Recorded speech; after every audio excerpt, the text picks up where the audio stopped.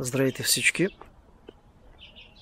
Днес ви представям този ловен нож, чийто първообраз е ножът черепаха на руската компания Северна Корона.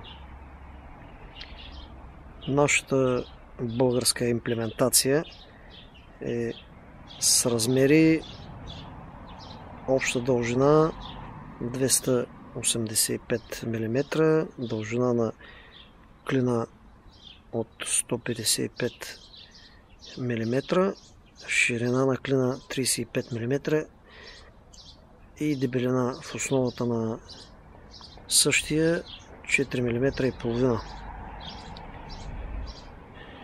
Изпълнението на клина е от стомана D2 или 2379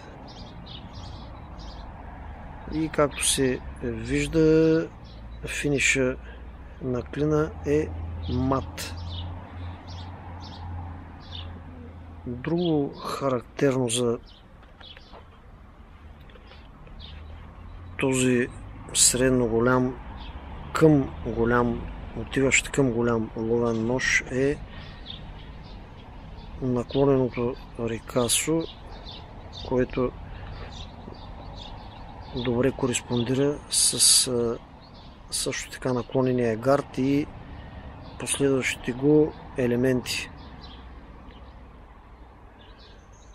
Дръжката, основната част на дръжката по-точно е от орех и тук вече имаме разни разкрасители от в случая паракорд и разни други джуджавки. Като цяло това може да се каже за този нож. Канията е от биволски, повтарям, биволски бланк, която е по-така спартанска, така да се каже. Няма някакви, кой знае какви рисунъци по нея или други заигравки. Просто кания за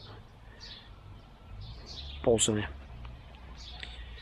Общо взето това е.